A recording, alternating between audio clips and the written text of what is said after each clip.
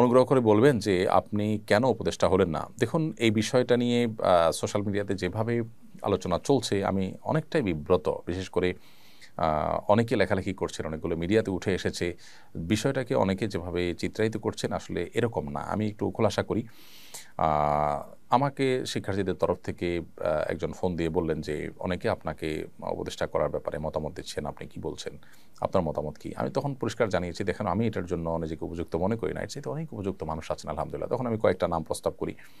এর মধ্য থেকে তারা আ বিভিন্ন ক্রাইটেরিয়া বলেন। সেই ক্রাইটেরিয়ার আলোকে ডক্টর আহমদ খালেদ হোসেনের নাম বলি। তখন তারা উনার নাম্বার চান, আমি নাম্বার দেই এবং পরবর্তীতে উনার ব্যাপারে দেশের বড়, বড় ইসলামিক দলগুলো, বড়, বড় নেতৃবৃন্দের সাথে আলাপ হয়েছে তাদের। তাদের সবার পক্ষ থেকে পজিটিভ রিপ্লাই পেয়েছে।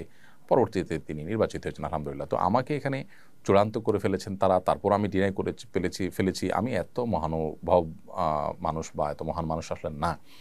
পদের বা দুনিয়ার মোহ অন্য ১০ জনের মতো আমার মধ্যেও আছে। আমাকে যেভাবে আপনারা অনেকে মহান করে দেখাচ্ছেন, এটা আপনাদের মহানুভবতা বা আপনাদের সুধারণা ছাড়া কিছুই নয়। কোনো, কোনো ক্ষেত্রে এটি কিন্তু বাড়াবাড়ি বা অতিরঞ্জনের পর্যায়ে চলে গেছে। আমি নিজেই আসলে কিছুটা বিব্রত।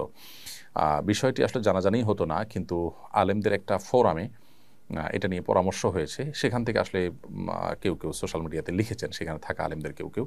আবার আ এটা যখন আমার সাথে ফোন আলাপ হয়, তখন সামনে কয়েকজন ভাই ছিলেন। এখান থেকেও জানাজানি হয়েছে।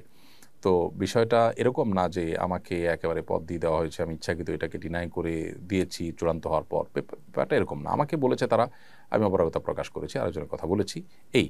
তো আমাকে যেরকম বলেছে এরকম আরো হয়তো অনেক আলেমকে তারা বলেছেন। তারাও হয়তো একই কথা বলেছেন। বিধায় এখানে আমাকে আসলে মহান বানানোটা একটু বেশি হয়ে যাচ্ছে। আল্লাহ তাআলা আমাদেরকে হেফাজত করুন।